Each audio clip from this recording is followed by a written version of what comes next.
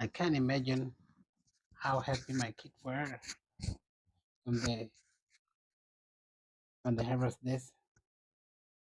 Those are the guys that are going to harvest them, and their sisters are coming, jumping on the trampoline with happiness because I told them, you are going to harvest